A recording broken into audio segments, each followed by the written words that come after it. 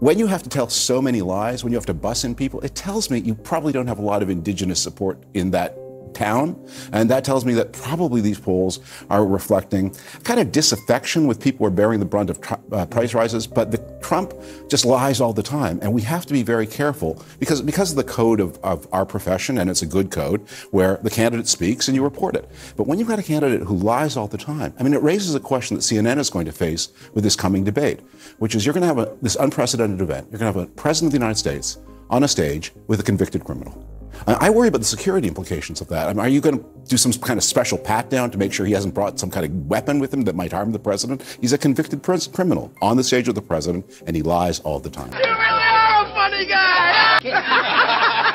Just imagine being that obtuse, that crazy, that much of a soulless propaganda panderer. But when your candidate is Dementia Joe, that's all you have. But finally, people are waking up in huge numbers and they aren't listening to the propaganda anymore. That propaganda and all that BS that they're spewing isn't working like it used to. What's crazy is the fact that people say that the Republicans pander to the black community, but the Democrats are the ones telling you, you need us. We're going to support you. Here's this handout, but it's just enough to barely make it. Like, you're not going to ball out, but you'll always need them. The Republican Party is saying, you don't need us. You got this. You're capable of anything. This is America. Make it happen. See, that's why people don't want to hear what I have to say, because what I'm going to say is do the work. Stop waiting for a handout. Reparations ain't never coming. And you know what's even crazier is letting the 10 million plus illegal immigrants that are coming over here and taking all of the American jobs. Pretty soon they're not going to need the black vote because they're letting in their voters that are going to vote to have handouts and be taken care of like they already are. So you go ahead and enjoy the pandering from the Democrats, black community, LGBTQ community, people of color, all of y'all, yes, enjoy it because it's going to end soon. I make quite a few videos about the black voter shift because the media is trying so hard to gaslight all of America, and in particular, the black and Hispanic communities. But unfortunately for them, we are witnessing the biggest cultural shift in political history, and it's all because of Donald Trump. I understand that I have many, many white viewers of this channel, and I'm not looking to alienate a single viewer by talking about this topic. In fact, what I'm doing is just the opposite. I want my white viewers to realize that every single black and Hispanic person that you may come across in your daily life is a possible convert. You no longer have to assume that they play for the other team. In fact, right now, it's easier to bring black and Hispanic voters onto the Trump train than trying to convince white liberals. And I feel it's my calling here to grow the tent. More specifically, I want to be one of the people out here spreading the good news about Donald Trump. And obviously, there's a lot of good news to talk about as we witness this massive cultural shift nationwide. The easiest way to erase any of this racist narrative stereotyping about Trump and Trump supporters is to realize we're all Americans. It's the data that says white, black, and Hispanic. But the reality is that we're all red, white, and blue. When I was raised, I was told in this order: God, family, country. And notice, ethnicity wasn't part of that allegiance. Unfortunately for the Dementia Joe crowd, more and more people of all ethnicities are hoping to make America great again. It's weird how they've tried to take the term patriot, someone who's proud of their country, and make it into something negative like a cultist. I guess it's sort of like taking the word illegal and changing it to migrant. In any event, enough with their crap. In that opening clip from CNN, that guy actually went on television and said some of the most outrageous things I've heard in quite some time. One, he says that Trump bussed in all these people to the black church in Detroit, which is crazy. And secondly, he was talking about maybe Dementia Joe shouldn't do a debate because he's a convicted criminal, and you don't know about convicted criminals. They might bring a gun on stage. That is insane. But maybe that's just another way that they're using now to see if they can get Dementia Joe to not do the debate. By saying that all the black people that showed up at the Detroit rally, at the church, must have been bussed in, he obviously hasn't seen these people. I think it's phenomenal for black voters. Absolutely. And there was things I wanted to talk to him about. I'm a truck driver for 16 years, and I see where the supply chains are breaking down, but obviously I didn't get a chance to do that. Absolutely. He was good for black folks when he was best friends with Jesse Jackson back in the day. Absolutely. Especially compared to Biden. I mean, Biden ain't even, I don't even know if he can even think on his own, you know. He can't even think on his own. Yeah, they can't hide that. We all can see it, obviously. In this video, you're going to notice in the background that there are white people milling around with black people. CNN and the rest of the media wants you to think that that's a bad thing. They don't want to see this. To me, that's the best thing ever, which is why I said I'm making these videos. So it's no comparison. Trump's 4 years versus Biden 4 years. It's no comparison. I do. I think his openness to engage in transactional dialogue is the first step. To come into a space where transactional dialogue from that level of leadership, from this type of community doesn't exist, I think that is a first step of saying, hey, I didn't seem to get your vote in high numbers in the last election cycle. I've learned the lesson. Yeah, I think. Bingo. See, that's what they don't want you to know about. They don't want you to know that Trump learned and said, hey, I need to get in front of these people. Transactional, basically conversational. Get into, roll up my sleeves and go talk to the people in these neighborhoods. What can I do to make life better for you? Nobody else is doing it. Obviously, nobody in 60 years has been appealing to the black community the way Trump is, so he's obviously doing something right, and it's working. I think it was the first step. Him getting convicted of paying his lawyer and calling it a legal fee is the most ridiculous thing I have ever heard. You know what I'm saying? So, if anything, that's making my support grow strong because it's making my support grow stronger. They completely went over the line by convicting Trump. They completely misfired. Whoever came up with that strategy completely blew it. And I want to say something again about the white people milling around with the black people. Why would racist white Trump supporters have lowered themselves to go into a black church in the hood? Doesn't make any sense. They're losing the narrative. I see people get falsely convicted and the court system go target somebody. If they got a target on your back, obviously they'll make up anything. It was clearly targeting, and they wanted to do it before the election. It's too clear that it was political. If he's such a big criminal, racist, this, that, and the other, and the thing you get him for is paying his lawyer, I'm with him. It bothers me that they lied against him and they're just trying to prevent him from running and actually winning. But however, I am very proud to be voting for a convicted felon for president. They must hate it. The entirety of Dementia Joe's new advertising campaign is to what? Not tell you how your life's going to be improved by voting for Dementia Joe. Not telling you how you're going to get lower gas prices. Not telling you how your food and grocery bill is going to be lower. No.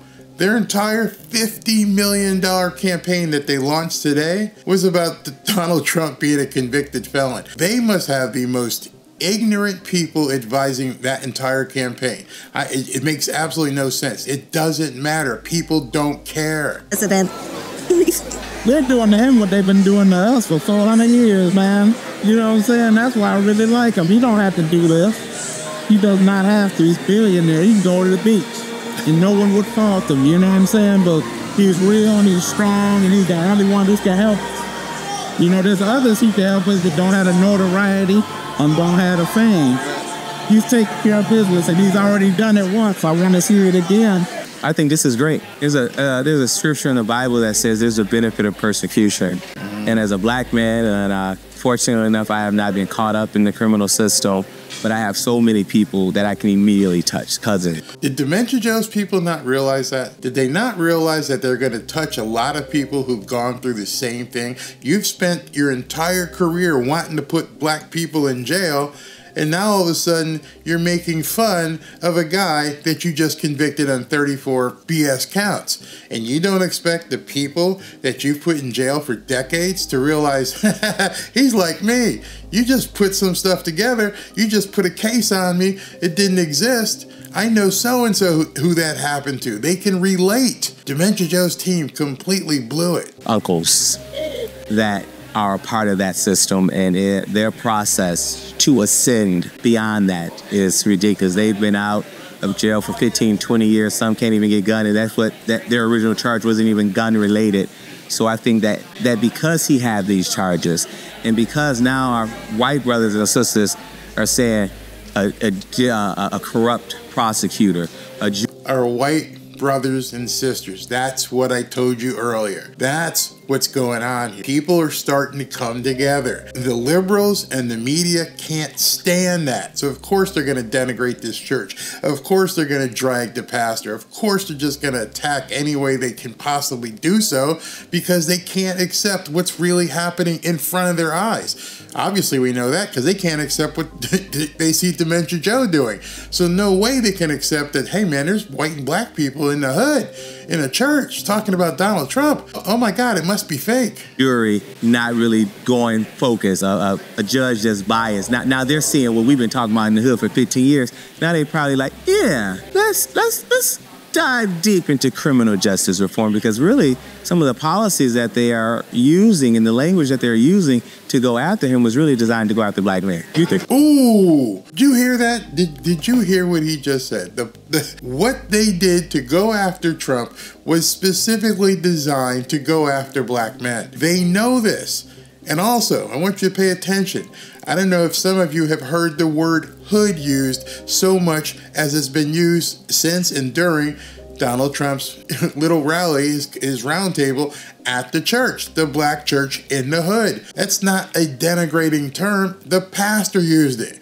You are the first person who's come to the hood to talk to people in the hood. It's a hood because the Democrats made it a hood. I don't think they understand that. The only reason why we have hoods anywhere in the country is because, one, they are complete assholes because of the crime, and two, that crime still goes on there and perpetuates because they've been under Democrat rule for decades. Nothing has changed. So these people are welcoming the attention, going, yeah, this guy wants to talk to us. I'll tell you what's wrong here. We're not all criminals. We all don't want to live in this squalor, but nobody has come and asked us, and nobody really has done anything. Now understand, Donald Trump, you now have a high bar, because when you get elected, not if, when you get elected, you're going to have to make the hood a priority. And I think it can work. He's going to get fought. People are going to battle him tooth and nail because the hood has been the gravy train, especially for the Democrat Party. So he's got his work cut out, but these people are willing to let him come in and fix the hood. Well, people are saying he's racist. Well, for lack of a better word, they're idiots and uninformed. You know, they obviously don't remember when they were putting dollar gas in their car, you know, so what can you say? You know, leave them out there, but just make sure we vote. Yep. That's another fear tactic. Like I said, we had him for 4 years. If he was this big racist, whatever, he would have did, or whatever he would have did, or whatever. And the narrative is falling apart. It is completely falling apart, and it's falling apart because of events like this. Nobody never said he was racist until he said he was a Republican. Jesse Jackson, he helped with his campaign when he was running. Al Sharpton loved him before he said he was a Republican. So it's just, they so hypocritical, and the fear-mongering, I don't go for it. You know what I'm saying? Hit me with some facts. Anybody can say anything. Hit me with some facts. That is so true. Our kryptonite to the Democratic Party. Facts scare them. The facts that black people and white people are commingling in this church and smiling and having fun, and nobody got mugged. There's no violence. People are coalescing. They're coexisting. You don't want that. You want them on edge. So you've got all these people in the media today that are out there screaming and saying it's fake, and he had to bust these people in because nobody from the white world would ever want to go into a black church in the hood. Oh my God, so they had to have been fake. Even Don Lemon put out something that was idiotic today. He's like, I grew up in a black church and I've never seen that many white people. You're probably right. Why is that? Your own statement, Don Lemon, where you just said on Twitter to everybody, I grew up in a black church and I've never seen that many white faces in a black church. It must be fake. That says more about you than it does about Donald Trump and this church in Detroit. It says about you not bringing people to that church, not letting them know that they are welcome. That says everything about the people who have perpetuated this myth about the black church. The fact that we have to call it a black church. In fact, as far as I'm concerned, if you're a Christian and the door is open and I happen to be in your town, if I choose to go to that church, I don't care if it's black, white, or Hispanic, I'm going to go to the church. Why? Because I'm there for God. So when you're talking about all this stuff, hey, he went to a black church in the hood and these white people were bussed in, I don't care if they were flown in. They went into a black church in the hood, as you would call it, as you have basically sought to denigrate that little building in the hood. Does it matter if there's white people there? Does it matter how they got there? The fact that they are commingling is what pisses you off. I wish you were just being men and women and just admit it. I can say Joe Biden racist. And he got a lot of racist stuff to back it up. I used to be offended, and now it just tickles me. Because I said, clearly, you don't remember the Muhammad that he used to hang with, Muhammad Ali, Al Sharpton, Jesse Jackson, all the money that he's given to the HBCUs. Come on. And no, they remember. They're mad because you remember. You're not supposed to remember. The propaganda and gaslighting has been so deep in the black community, they thought they could get you, wave the little wand, that they could get you to forget. Look at, he's here. He came to the hood of Detroit. This isn't the best area either, okay? And he spoke with us. Even Obama didn't do that, so come on. Where? Where did he say it? Where's the video? Where's the example? Show me, show me. Show me. I mean, I'm... What he's talking about is last week or so, somebody came out and said, there's a video where Donald Trump in 1910 called somebody the N-word. Okay, well then show it. Notice how quickly that story died out. All they wanted to do is just throw more of the Democratic playbook. Oh, page 5. Oh yeah, page 5 says here, call him a racist and say he said the N-word. But when did he say it? I don't know, 30, 40 years ago. Let's see if we can't dig something up. Can we just find something that shows desperation? It shows abject panic, which is the title of this video. When you have to go through so much to try and convince people otherwise what their eyes can see, that indicates and underscores there's a huge panic. You have to tell me what my eyes see are not what really is. This guy is this, he's that, he's everything, he's a racist, he's a philanderer, he does all this stuff. Okay, well show me. This guy just said, show me the video where he said the N-word. Want to see it? They can't. 37. I'm not 40 yet. And Joe Biden sat in the United States Senate for longer than I was alive. Ooh. And crafted policies that was detrimental to my community, people that look like me. There was somebody on stage today that said that. Why is that not brought up? How is Donald Trump racist for taking out an ad against the Central Park 5? An advertisement, an ad where Joe Biden created a bill, a law to throw black people in jail. Now, I am all for, if you do the crime, do the time. But if one wasn't racist and yet he can, basically cozy up with, what was that guy, the Grand Poobah from the Ku Klux Klan, that's okay. You're not supposed to remember that, black people. Forget about, what's over on this side. You got to look at this guy and call him a racist. You have to. He is one because we tell you so. There's a church in Woodward and 7 Mile that they've been building for 18 years. They're still not done. Donald Trump was in office for 4 years. Four. That's your baby not even in kindergarten. Your baby's still in daycare for 4 years. So Donald Trump, 4 years in office. Joe Biden, 40 years in the United States Senate. And the first thing he got in office and did, he signed the Asian hate bill. I don't know. I don't believe he's racist, And I said, if I had to say, I don't think Joe Biden is racist. I think he's a recovering racist. I think he sees like, oh, that community that I sent to jail is also the community I need to come up. So let me switch my language. So I think that about Joe Biden. He's a recovering racist. Because he needs the black vote, he is now a recovering racist. That's what I'm talking about. They are using the black community. They have been using the black community. They've been using the black community for decades. All the way back to Lyndon Johnson. They've been using the black community. They've kept them in place. And right now, this major cultural shift is freaking these Democrats out. And what you just saw is completely underscored and verified by the data that came out today. What you're about to see is the reason for the panic that's going on across the libnut spectrum. CNN senior data reporter Harry Enton is with us. So where does the race stand among African-American voters right now? Yeah, I keep looking for this to change, to go back to a historical norm, and it simply put has not yet. So some of this data was from before, but he's prefacing something he's going to show you in this segment. So if you've seen this chart before, yeah, I understand it. Watch what happens in the next chart. This is the margin, or Biden and Trump among black voters, compare where we were at this point in 2020, compare where we are now. You know, at this point, look at this. In 2020, Joe Biden was getting 86% of the African-American vote. Look at where it is now. It's 70%. That's a 16-point drop, John.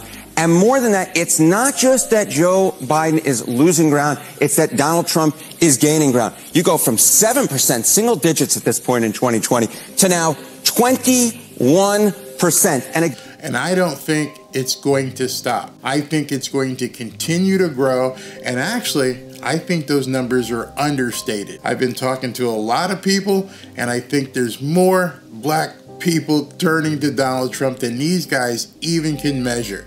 I think it terrifies them. This guy here, who's their analyst on CNN, he looks strictly at numbers. I kind of like this guy, but it's stunning. Again, John, I keep looking for signs that this is going to go back to normal, and I don't. Did you notice that? Hear what he just said? I keep looking for signs that this is going to go back to normal. That was the words he just used. Normal, meaning that's how it's supposed to be. That's how it's always been. It's not supposed to have this kind of volatility. It's not supposed to change. It is normal that Democrats get the black vote. How did we get to a position in the country that no matter what happens, it's normal that the Democrats get the black vote? His words, not mine. But that's exactly how liberals think. Black people are supposed to vote for Democrats. You ain't black if you ain't voting for me. He wasn't kidding. They think it's normal to just basically have the captivity of the black vote. It's normal. It's what's supposed to happen. We can count on it every 4 years. No matter what, it's normal. And what we're seeing right now is abnormal. It's completely different. And they're like, oh my God, these numbers are seismic. It's crazy. And it's still moving. When he gets to this next chart, it's even worse. See it, yet in the polling, if anything, right now we're careening towards a historic performance for Republican presidential candidate, the likes of which we have not seen in 6 decades. And 60 years. We haven't seen these numbers in 60 years. Think about that. What happened 60 years ago? John F. Kennedy was assassinated. Nixon ran for president, and they had to get rid of Nixon because he just completely demolished the Democrat Party. Go back in your history books and look up the election where Nixon won and see what he did in the type of basically coalition he built. And they had to get rid of him. 60 years later, a lot of people are looking at this and going, oh shit, this could be happening again. We could be completely going back to the days of Nixon and Reagan and having a national coalition.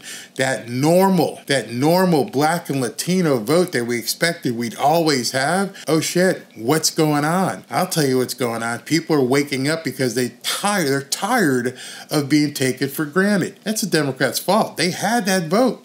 You just haven't done anything in 60 years. You dig into this number here. What is the makeup of that number? This is where we get very interesting. This is indeed where we get very interesting. Decided to dive deeper into the crosstabs, figure out where is it that Joe Biden is truly struggling among black voters. All right, so this is black voters, Biden versus Trump margin. Look at black voters age 50 and older. And you'll see, look, Joe Biden was leading amongst this group at this point by 83 points back in 2020. Now it's 74 points. So, yeah, a slight decline in that margin. But slight my ass. That's 9 points. Remember, go back to 2020. Look at the election results. Biden only won by 4 or 5 points. So he's lost 9 in the plus 50 black votership. Plus 50, he's only lost 9. There's a reason for that. Basically, the old dog, new tricks thing.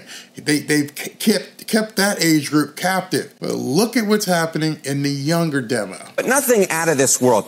Look at black voters under the age of 50. Holy cow, folks. Holy cow. Look at this. Joe Biden was up by 80 points among this group back at this point in 2020. Look at where that margin has careened down towards. It's now just, get this, 37 points. That lead has dropped by more than half, Mr. Berman. It is completely over. You cannot make up that kind of a gap. He has lost 40 points in the black demo below 50. 40. Let me just keep saying that. 40. Anyone telling you that these polls are close are absolutely lying to you. You cannot possibly lose 40% of any demo that you count on as being normal and still win. It can't be done. Think about what he just showed you. 40% of the black vote under 50 is completely evaporated for the Democrats. 40 points. I'll say it again. 40 points. Let it stick in. 2020, he won by 4 or 5, depending on which thing you look at. Now he's lost 40 points. You're starting to see why I keep saying landslide. Can you start to see now why these people are freaking out? They understand it's a landslide in the making. There is no way, no legal way, no fair way you can overcome losing a 40-point lead. It's gone. It's evaporated. It's done. It's over. There's no way they can come back from this. It's only going to get worse. Only going to get worse. Let's finish up with this. Now, I'll let you know more about that. Oh, I just never seen anything like this. I'm like speechless because you always look at history and you go, okay, this is a historic moment. If this polling is anywhere near correct, we are looking at a historic moment right now where black voters under the age of 50, which have historically been such a big part of the Democratic coalition, are leaving it in droves. Droves. Not a little bit. Droves. Massive cultural shift. Massive. Nobody else probably doing videos here on YouTube are showing you this kind of data and digging in and showing to you. Just do the comparison. There's a reason why they're freaking out. There's a reason why they're attacking everything. There's a reason why they put him through a 6-week court case and they're trying to put him in jail. There's a reason why they have to take it to the Supreme Court and see if they can revive the Miami case. There's a reason why they're freaking out because he may not get the Georgia case. It's over. It is completely over. It's done. Trust me, they know it too. Anybody looking at these numbers knows it's over.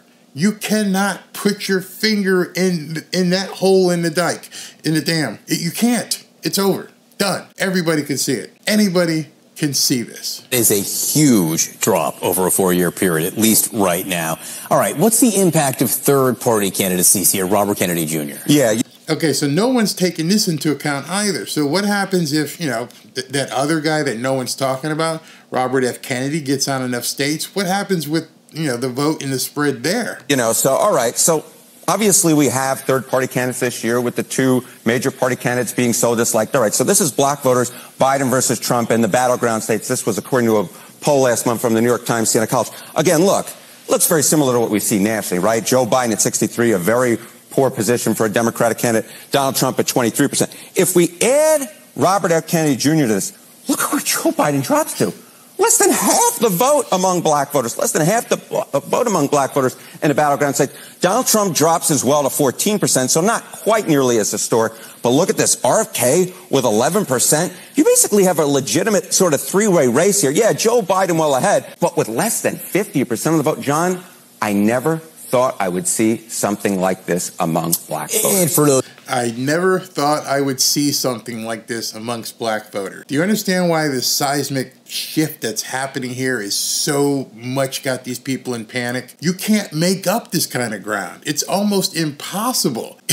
They're looking at the same data you're looking at and like, okay, so how do we make up 40 points? How did we go from 86 to whatever it was and now 86.49 when you put in RFK? How do we make that up? You can't. And it's just as bad with the Hispanics. He's going to get into that as well, but let's finish here. I was questioning who Robert Kennedy would hurt more, at least in these numbers in this measurement right here. Biden loses 14, Trump loses 9, so it's clearly Joe Biden. It's exactly right. It seems to me this is, yes, it's partially a artifact of Donald Trump perhaps being better liked among black voters, but it's also a real artifact of Joe Biden being significantly less liked among black voters than he was 4 years ago. Yeah, I mean, look at this change in the vote. All right, this is the polls at this point among Hispanic voters nationally. You know, this. Okay, so now we've gone from the black to the Hispanic. Same thing is happening. Point in 2020, Joe Biden had a very clear advantage, right? 59%, 32%. That's a 27-point lead. Look at this tremendous shift. Oh, my goodness gracious. Now to 2024, Biden's dropped by 8 points, 51%. Trump is up 12 points to 44%. And you have what was a 27-point margin has been shrunk to 7. Okay, so for those of you who may not be algebraic or math challenged, Biden has lost, let's see here, 20 points in the Latin market. You understand how these two things together are basically insurmountable? We're talking numbers at this point. So big that you can't even, dare I say, cheat your way past this. It's immense. But there's another reason why I personally think it's going to be very hard for them to cheat, as I can say here. Margin has been shrunk by 20 points now versus this point 4 years ago. So it's no wonder that Donald Trump thinks he can play for the Hispanic vote, and it's no wonder that Joe Biden thinks he has to defend against Trump's advantage. That's why I keep saying it. I've said it many times, and I'll say it again. There's no way that Dementia Joe can win with this kind of massive shift. Oh, hold on a second. Let me rephrase that. There is no way that Dementia Joe can win fairly with this kind of cultural shift. So I know it, you know it, we can all see it. Unless they cheat their asses off, it's over. There's no way Dementia Joe can beat Donald Trump. These numbers are insurmountable in a fair election. Don't let anyone tell you otherwise. Right now, we're looking at an absolute landslide for Donald Trump. It's a shame that we have any fear or trepidation or wonder is like, can it actually happen? Is because they have cheated so much. They all have us doubting each other. We all know that they will cheat and use any subversive trick that they can to try and change this and pull it out somehow. Now that everyone basically knows that the conviction was moot and that nobody cares and it didn't affect anything whatsoever for their benefit, who knows what they'll try. But there's really one thing that I don't think they've taken into account. I understand that these are huge political parties, so much is at stake, and these people must think of everything. But that doesn't make them infallible. I think they've missed on something else real big. We know they missed on the conviction, but I think there's something else that they've completely overlooked. With so many blacks and Hispanics getting on the Trump train, cheating, especially in the inner cities, is going to be so much harder. And you say, Barry, why is that? Well, listen to this. There's going to be so many more black and Hispanic eyeballs looking for it. They'll be able to see in their neighborhood what's going on, who shouldn't be here, who should be here, why is that truck there, what are you doing over here? These eyeballs, now that you've seen this huge shift in numbers, what it means is they can't hide their activities the way they hid them in 2020. There's just too many people now in the hood who are on the Trump train. Those eyeballs weren't paying attention in 2020, but you better believe they're going to be watching this year, and you better believe that Trump's team is letting these people know you're ambassadors for the Trump team. Make sure you check out what's going on in your neighborhoods. That's something I don't think the libnuts have thought of at all. Did you think about that? Because of what Dementia Joe and his team have done, or rather haven't done in the black community, this is where we are right now. It's game on. You're 40 points down. What are you going to do? Only way you can stop Trump at this point is to cheat your asses off, but you're not going to be able to do it in the cloakness of the dark. People are going to see what you're doing. They're watching. Everybody is watching what's going on in the hood. This is a completely different election from 2020. Hey, listen, the big debate between Dementia Joe and Trump is scheduled for June 27th, if it happens. And I'll be broadcasting it live, and I want you to join me. If you've watched any of my live broadcasts, you know we have a ton of fun. 300,000 people tuned in to see my live broadcast of the Las Vegas rally, and I gave away a fabulous trip. So be sure to join me for the big debate. It will be undoubtedly a lot of fun, and who knows, you might win something. Just click here to register to be notified as soon as I go live. Thanks, and talk to you soon. Hope to see you at the debate.